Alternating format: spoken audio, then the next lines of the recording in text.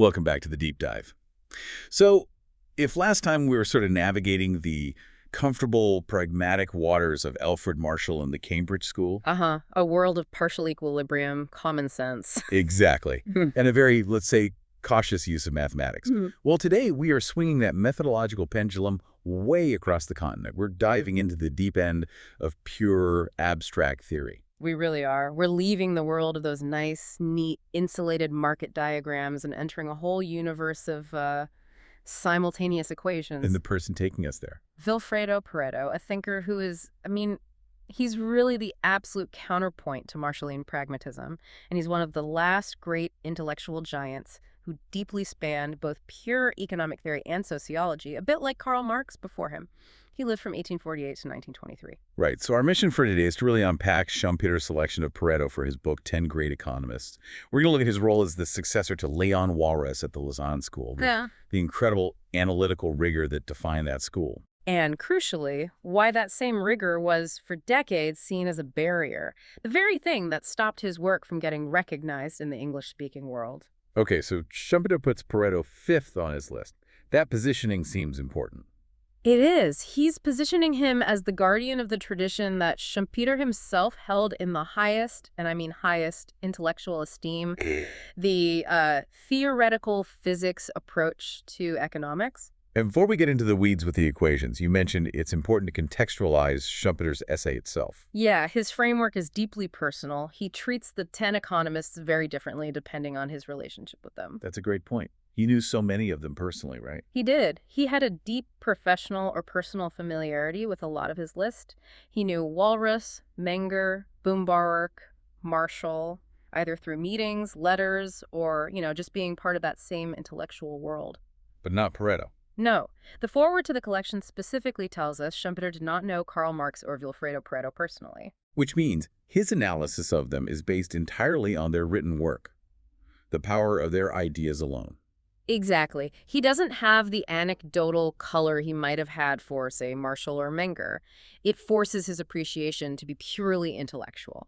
You know, that lack of a personal connection actually makes his praise for Pareto even more powerful, doesn't it? It absolutely does. Schumpeter's admiration isn't rooted in friendship. It's rooted in the analytical coherence and the monumental vision that Pareto inherited and then pushed forward. And Schumpeter admired anyone who tried to build the entire economic system as a rigorous, cohesive whole. Yes, the way Marx tried to do it historically, and the way Walras and Pareto managed to do it mathematically. So that leads us straight to Pareto's institutional role.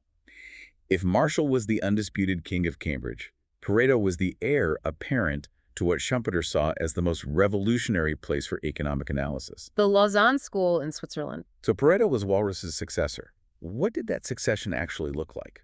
Why was it so important for cementing the school's identity as purely mathematical? Well, his core role is identified as the brilliant pupil of Walras, and he literally succeeded Walras in the chair of political economy at the University of Lausanne.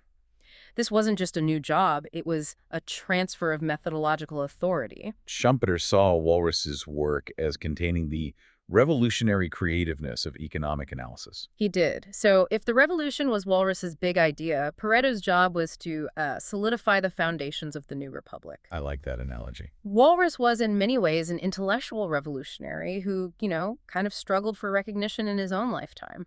So Pareto arrives, takes Walras's mathematical framework, the theory of general equilibrium, and he polishes it, refines it, and this is crucial, makes it even more mathematically rigorous. He was ensuring its survival after Walras retired in 1892. That's it exactly. Okay, so let's tackle the main barrier then. The reason his work was initially ignored, especially in England and America. Why the resistance? The critique was simple, but profound. His work was just considered too mathematical and too theoretical for the dominant economic circles there.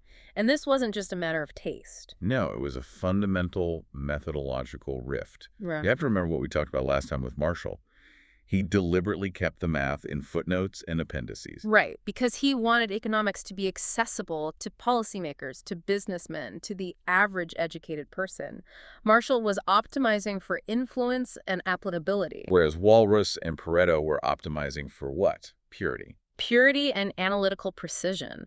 When Walras decided that the main job of economics was to map the comprehensive interdependence between economic quantities. Meaning every market is connected to every other market. Yes, he decided that mathematics was the only language precise enough to handle that kind of complexity. It sounds a bit like an intellectual language barrier. If you didn't speak the math, you couldn't get in the door. It was absolutely a language barrier. But Pareto's contributions went beyond just maintaining the status quo. Schumpeter points out that Pareto, along with others like Edgeworth and Barone, supplemented Walras's work. They pushed the core concepts beyond it in individual points. So he was actively refining the mathematical theory of general equilibrium, making the model cleaner and more powerful. He was. And probably the most famous conceptual contribution he made, the one that really cemented his legacy in pure theory, was his move away from this idea of measurable utility. Right, he moved towards something he called ophilimity. Yes, and that idea paved the way for what we now call modern ordinal utility theory. Okay, that's a crucial technical point. Let's unpack that. Walras, working back in the 1870s, still needed utility, the satisfaction you get from a good-to-be cardinal. Meaning you could put a number on it, a precise numerical measure. You could say, I get 10 utils of satisfaction from this apple and maybe 5 from this orange. Which is a problem intellectually. Satisfaction is subjective. You can't really measure my 10 utils against your 10 utils. Right. Exactly. And Pareto realized the entire structure of general equilibrium didn't actually need that shaky assumption. He showed that all you needed was the order of preference ordinal utility. You just need to know if I prefer A to B or B to A, or if I'm indifferent between them. That's all. And that insight, which is what gives us the whole concept of indifference curves, is a massive analytical leap. It makes the general equilibrium model so much more robust and scientifically grounded, even if the math to describe it was still incredibly complex. So this shift from needing an absolute measurement to just needing a ranking of preferences was one of the key ways Pareto pushed the theory forward. He made it sort of immune to those philosophical attacks. He did. And that brings us to the heart of it. To really appreciate why Pareto chose to double down on the math instead of simplifying it, we have to do the deep dive into the system he inherited. We have to understand Walras's monumental vision of general equilibrium. Okay, let's unpack it. General equilibrium versus partial equilibrium. What did Walras actually illuminate about the structure of the economy? Well, Schumpeter admired Walras because he lit up the structure of purely economic relationships with the light of one fundamental principle. And that principle is? That economics is a holistic system, always seeking balance. Every single unit, every consumer, every producer is trying to maximize their gain. And critically, in equilibrium, the demand for every single good, every resource, every factor of production equals its supply simultaneously. So if Marshall was looking at the equilibrium price of, say, just coffee, Walras was trying to find the equilibrium price of everything. Coffee, sugar, labor, capital, all at the exact same instant. That's the conceptual difference in a nutshell. Partial equilibrium, which Marshall perfected, uses that tool, ceteris paribus holding all else constant, to just isolate one market. Which is useful for specific policy questions. Very useful. But Walras said, well, wait a minute. The economy doesn't hold all else constant. Everything is always changing, and every change ripples through the entire system. He wanted to model that whole universe of interconnectedness. And that's where the math becomes completely non-negotiable. I mean, if you have thousands of goods and thousands of inputs, and every variable depends on every other variable, you can't describe that in prose. You absolutely cannot. Walras's genius was realizing that to prove that this general equilibrium could even theoretically exist, you needed to build a system where the number of unknown variables, the prices and quantities, was exactly equal to the number of independent equations describing all the relationships between them. It sounds like he was applying high-level algebra to the entire global economy. He was, and he started simply. He applied the marginal utility concept to a basic exchange, just two goods being traded. From there, he defined demand as a function of price, derived the supply curve, and found the equilibrium where they cross. But the big leap was going from just two goods to, well, in goods. How did he handle that scale? He built it up systematically. For an individual consumer, he derived their demand and utility curves, taking into account their budget. But then he aggregated all of those individual decisions into the overall market. It was a massive architectural feat. If you have N goods, you need N price equations, N supply equations, and so on. And if you don't have enough equations, you can't solve for all the unknowns. The equilibrium might not exist, or there might be more than one. Precisely. That's the monumental vision. He was treating the economic system as a whole, made up of all these interdependent quantities, almost like a physicist dealing with the laws of motion. The economy was a mechanism. Okay, but if an equilibrium could be described by this huge system of equations, how did the system actually get there in the real world? Yeah. This is where the famous Walrasian auctioneer comes in. It is. This is one of the most famous and often misunderstood theoretical constructs in economics. Walras introduced this concept of tâtonnement, which means something like groping or trial and error. Because you can't solve thousands of equations in real time. Impossible. So Walras needed a theoretical mechanism to guide the market toward that equilibrium point. The auctioneer is that mechanism. So the auctioneer basically stands in for the competitive process itself. Exactly. In this theoretical world, the auctioneer just calls out a set of prices. Then all the buyers and sellers declare how much they would want to buy or sell at those prices if demand doesn't equal supply for every single good. The auctioneer adjusts.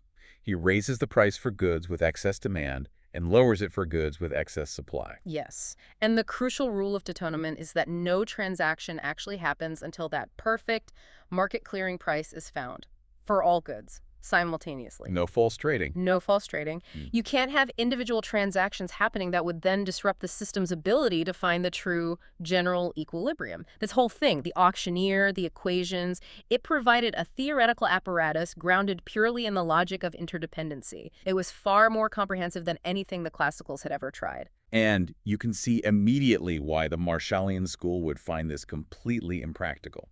They're dealing with real-world frictions, with imperfect information, with trades happening every second outside of some sterile auction house. They questioned the relevance of it all.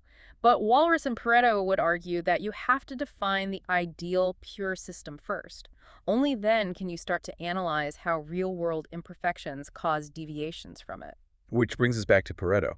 Walras lays this incredible mathematical foundation, and Pareto's genius was making sure it could withstand critiques like those. Yes, by introducing ordinal utility and refining the proofs, he strengthened the whole Walrasian edifice.